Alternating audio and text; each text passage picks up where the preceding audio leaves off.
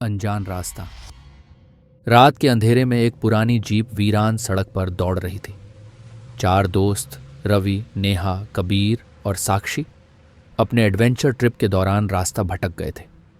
उनकी मंजिल थी एक प्राचीन हवेली, जिसके बारे में कहा जाता था कि वहां आत्माओं का बसेरा है।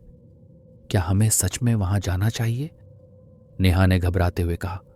अरे, डरने की जरूरत नहीं, ये सब बस कहानियां हैं, रवि ने हंसते हुए कहा।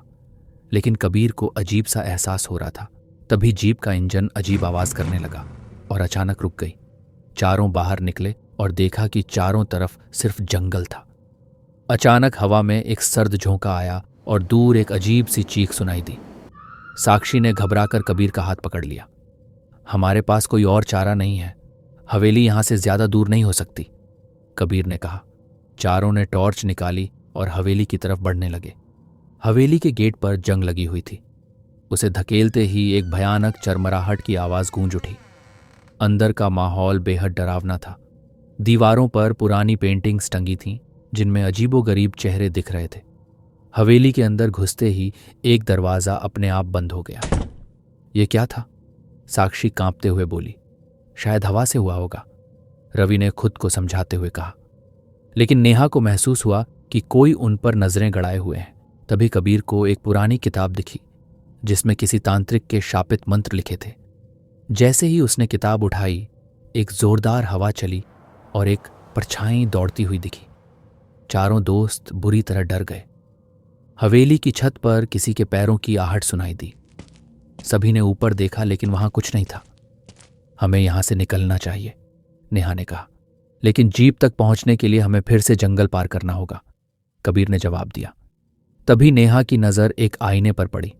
उसमें उन्होंने देखा कि उनके पीछे कोई खड़ा था, फटे हाल कपड़ों में एक सफेद चेहरा, जिसकी आंखों से खून टपक रहा था। नेहा चीख पड़ी। बाकी सभी ने आईने की तरफ देखा, लेकिन अब वहां कुछ नहीं था।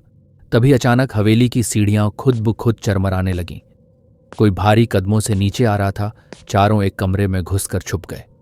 दरवाजे के पीछे से किसी के नाखून रगड़ने की आवाज आ रही थी। रवि ने अपनी टॉर्च जलाकर देखा और उसकी आंखें फटी की फटी रह गईं। सामने एक बिना सिर की आत्मा खड़ी थी। वह सभी पर झपट पड़ी। साक्षी बेहोश हो गई। नेहा ने भागने की कोशिश की, लेकिन कमरे का दरवाजा खुद ब खुद बंद हो गया। कबीर ने हिम्मत जुटाकर मंत्र पढ़ना शुरू किया, लेकिन तभी उसके गले पर एक अदृश्य हाथ ने पकड़ लिया। रवि ने जल्दी से वह किताब उठाई और आखिरी पन्ने को जलाने लगा। एक भयानक चीख गूंजी और अचानक हवेली हिलने लगी।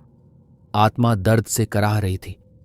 जैसे ही किताब पूरी जल गई, हवेली में सन्नाटा छा गया। जैसे ही चारों बाहर निकले, हवेली अचानक हिलने लगी। चारों ने राहत की सांस ली और जीप तक दौड़ पड़े। लेकिन तभी नेहा को एक झटका लगा। उसे धुंधली यादें आने लगीं। एक लड़की जो हवेली के अंदर भाग रही थी, उसके पीछे एक तांत्रिक था। वह लड़की हूबहू नेहा जैसी दिखती थी। नेहा, जल्दी आओ, कबीर चिल्लाया। लेकिन नेहा अचानक जैसे किसी ट्रांस में चली गई। उसे एहसास हुआ कि वह इस हवेली से जुड़ी हुई थी, पिछले जन्म में।